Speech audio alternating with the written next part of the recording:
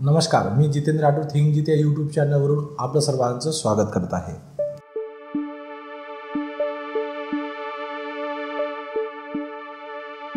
प्रभावीपणे अभ्यास होण्यासाठी, एकदम चांगलं लक्षात राहण्यासाठी अशा आपल्याला अभ्यासाच्या काही पद्धती वापरायच्या आहेत. त्यापैकी पहिली पोमोडोरो टेक्निक वापरायची आहे. आता पोमोडोरो टेक्निक नेमकी आहे काय, त्याचा आपण पूर्णपणे थोडंसं डिटेल लक्षात घेण्याचा प्रयत्न करू. पहिलं म्हणजे या पोमोडोरो टेक्निकमुळे काय होते की आपण अभ्यास अतिशय चांगल्या पद्धतीने करू शकतो. ही एक गोष्ट आहे. का? कारण माहिती आहे का, कधी कधी काय करतो आपण, अभ्यास करताना आपलं लक्ष खूप जागी वेगवेगळ्या जागी डिस्ट्रीब्यूट होऊ शकते. मग आपलं पूर्ण लक्ष अभ्यासातच लागलं पाहिजे. यासाठी काय टेक्निक वापरू शकतो, ही एक टेक्निक आहे. म्हणजे सरळ सोप्या भाषेत सांगायचं तर 25 मिनटं एकाच गोष्टीवर, म्हणजे जे तुम्ही आता काम घेतलेलं आहे ते 25 मिनटं पूर्ण मन लावून ते अभ्यास करणे, ती गोष्ट करणे. आणि 25 मिनटं झाले की 5 मिनटाचा ब्रेक घ्यायचा. ठीक आहे, हे झालं. त्यानंतर पुन्हा 25 मिनटं आणखी जे काम आहे ते पूर्ण व्यवस्थितपणे अभ्यास करायचा आणि नंतर आणखी पुन्हा 5 मिनटाचा ब्रेक. म्हणजे याचा अर्थ असा आहे की ही जी टेक्निक आहे ही कोणी केली तर 1980 मध्ये फ्रान्सिस्को सिरिलो नावाचा एक जे विद्यार्थी होते, त्यांनी स्वतःसाठी ही टेक्निक म्हणजे विकसित केली. आणि त्यांचं अभ्यासात करताना लक्ष खूप जागी डिवाईड होत होतं. मग ते लक्षात पूर्ण आपलं लक्ष एकाच जागी लागलं पाहिजे. यासाठी त्यांनी काय केलं की काय करायचं बाबा, तर मग त्यांच्याजवळ एक टायमर होता. जसं आपण आता आपल्या मोबाईलमध्ये किंवा आपल्या घरी किंवा छोटंसं अशी एक क्लॉक लावतो, क्लॉक जी टायमर लावतो आपण, टायमर. त्या टायमर ते एखाद्या टमाट्याच्या आकाराचं टायमर होतं. आता ॲक्च्युअलमध्ये पोमोडोरो हे त्या भाषेमध्ये की त्याला सरळ पोमोडोरो हे इटालियन भाषेमध्ये टमाटच म्हणतात, टमाटर, बरोबर आहे. तर ही गोष्ट लक्षात घ्यायचं आहे. म्हणजे सोप्या भाषेत सांगायचं आहे की फ्रान्सिस्को जे हे इटलीत राहत होते आणि त्याच्याजवळ ते टमाटा आकाराचं जे काही किचन टायमर जो होतं तर त्यांनी ते पूर्ण लावून ते कंटिन्यू त्याने वापरलं आणि 25 मिनटं ते झालं की आणखी पुन्हा 5 मिनटाचा ब्रेक घ्यायचे आणि ते त्याच पद्धतीनं अभ्यास करायचे. हे सर्व त्या पद्धतीने त्यांनी अभ्यास केला.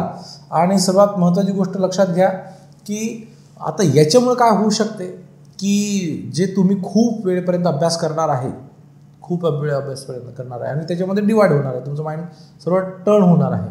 तर असं टर्न न होता एकाच जागेवर सतत तुम्ही ते पूर्ण काम करायचं आहे. लक्षात घ्या. आता तुम्ही म्हणसाल सर किती वेळ अभ्यास करायचा, कसा अभ्यास करायचा आणि कशा पद्धतीने करायचं, ही एक टेक्निक आहे, तुम्ही वापरू शकता, करून पहा. म्हणजे याच्यामुळे तुमचं लक्ष खूप चांगलं लागेल आणि ब्रेक पण घेता येईल आणि पुन्हा ते त्या कामाला लागता येईल. सोप्या भाषेत सांगायचं म्हणजे तुम्हाला काय करायचं आहे की एक जर समजा चॅप्टर असेल तर एका चॅप्टरचे 4 भाग करू शकता तुम्ही.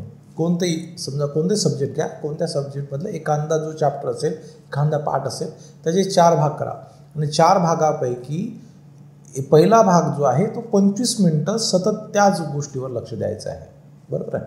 त्यानंतर 5 मिनटाचा ब्रेक, पुन्हा आणखी 25 मिनटं पुढचा भाग, असंच 5 मिनटाचा ब्रेक, असं करत तुम्हाला 4 वेळा म्हणजे 25 आणि त्याच्यामध्ये मधातले 5 मिनटाचे 4 वेळा ब्रेक, आणि हे सर्व करून तुमचं तो पूर्ण चॅप्टर एकाच दिवसात संपू शकतो, बरोबर आहे. सरळ लक्षात आलं असेल तुम्हाला. आणि याचं एक सर्वात महत्त्वाची गोष्ट आहे की आपण सरळ त्याचं डिवायडेशन केलेलं आहे. याचा फायदा असा आहे की तो आपल्याला सोपं वाटायला लागतो. आपल्याला असं म्हटलं की मला 5 घंटे अभ्यास करायचा आहे तर खूप टेन्शन येऊ शकते. त्याच्यापेक्षा आपण जर असं म्हटलं मला 25 मिनटं चांगलं लक्ष लावायचं आहे आणि 25 मिनटानंतर पुन्हा मस्त शांततेनं ब्रेक घ्यायचा. आणि ब्रेकमध्ये नेमकं काय करायचं आहे की मोबाईल घ्यायचा, टी व्ही पाहायचा असं नाही करायचं. सरळ तुम्ही थोडंसं फिरू शकता, थोडंसं काही गप्पा करू शकता आईसोबत किंवा फॅमिलीमधल्या कोणासोबत, पण स्क्रोलिंग नाही करायचं, मोबाईलमध्ये गुंतून नाही राहायचं आहे. आणि थोडंफार तुम्ही फिरून येऊ शकता. पुन्हा 5 मिनटाचाच ब्रेक असेल, 5 ते 5च्या वर गेला नाही पाहिजे. आणि हे सरळ मेंदूला आपल्याला एकदम असं ते कंटिन्युएशनमध्ये पण येऊ शकते, लक्ष विचलित होत नाही आणि अभ्यास पूर्ण चांगल्या प्रकारे होतो. आणि 5 मिनटाच्या ब्रेकमुळे आपल्याला असं वाटायला लागतं, थोडंसं ताजतवानं होऊन जाते. आणि हे सर्व गोष्टी शिस्त पद्धतीने होत असताना आपल्याला थोडासा आपल्याला अभ्यास पण आवडायला लागतो. याचे काही समजा जे नियम आहेत ते तुम्हाला लक्षात आलेलं असेल. तर हे सर्व उदाहरण आपण या पद्धतीनं घेतलेलंच आहे. आता हे लक्षात घ्या की पूर्ण व्यवस्थितपणे अभ्यास करा, पोमोडोरो टेक्निक वापरून पहा आणि आणखी मी आणखी वेगवेगळ्या प्रकारच्या टेक्निक आणखी आणणारच आहे, ज्यामधून तुम्हाला जी कोणती योग्य वाटते ते तुम्ही वापरायची आहे. तर आजचं ही जे मी तुम्हाला पोमोडोरो टेक्निक जी सांगितलेली आहे, ज्या पद्धतीने तुम्हाला समजली असेल असं मी गृहीत धरतो आणि त्याचा वापर करण्याचा प्रयत्न करा.